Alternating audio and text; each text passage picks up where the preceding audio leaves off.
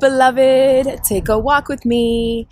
I recently started to think about this workshop that I attended called Beyond Diversity, where at the opening ceremony, everyone was asked to pull a card, and the card I pulled that day was anger, which I found to be really interesting at that time, and I couldn't really figure out why I pulled that card, but it did stay on my heart.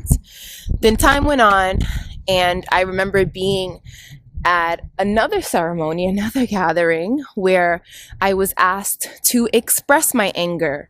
And this was in a very sacred container, and I still couldn't express my anger. As much as I wanted to, I was like, I'm not angry. I don't have anything to be angry about. I can't connect to this emotion.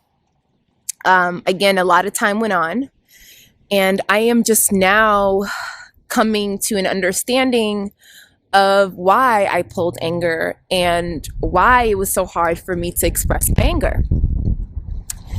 In my journey of becoming a spiritual guide and a wellness coach and guiding so many into releasing their traumas, and acknowledging and processing so much stuff that we have to process as we are living in such an oppressive society, I became so understanding that I forgot my anger. I disconnected to my anger, and although, before I go into that, although I grew up a very angry kid, I remember having a lot of outbursts in high school. I remember saying things I didn't mean to those I loved. I remember being able to cut off somebody so quickly. I remember really soaking in a lot of anger. So as I embarked on the spiritual journey of awakening and guiding others through their awakening, in their healing, I forgot my anger because I became so understanding. So recently, I've been reconnecting to my anger, reconnecting to the emotion of anger that has so much value, so much wisdom, even though I think today, as we are navigating this world that we're in, of so many changes and so many dualities and polarities, I feel like anger is an emotion that we're shying away from, although it is super necessary for this chapter that we're in, because a lot of us are angry at a lot of things. We are angry at things that we are, I heard someone say that there is a such thing as righteous anger, right? So a lot of us have righteous anger. We are angry at the systems that be. We are angry at the power that the people that are in power. We are angry at the injustice of the world.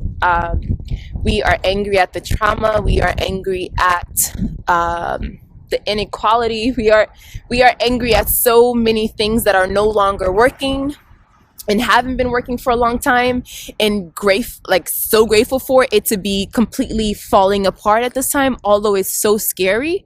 I invite your anger. As I am inviting and reconnecting to my anger, I want to invite your anger. Please know that you are allowed to feel anger as a human being. It is part of what moves us forward. Anger is an emotion of action. It's an emotion of moving forward. It's an emotion of transmuting. It's an emotion of destruction, and destruction is needed to create the new. So as a Black woman with righteous anger, how did I disconnect to my anger for so long? I guess that was my journey, right? I'm looping back to my teenage self that was so unhappy about all the things that don't make sense that exist in our world, and which started as sadness, deep sadness, that then turned into anger. The more I lived in it, the more I experienced it, the more I realized how much these systems in this oppressive world was hurting those that I love the most. My family, my comrades, my community members, people that look like me. So invite your anger back in. As I'm inviting my righteous anger, I invite you to do the same. I think that as we are able to connect to our anger in a, I don't want to say in a more productive way, but in a way that in a way that is connected to the outcome that we are looking to obtain and to flow into, I think the more magical the world will be. So welcome your anger. I welcome it, and I'm excited to see it. What are you angry about? What is your righteous anger about? I love you, beloved, and I hope to see you soon. Peace and love. Lo checking out.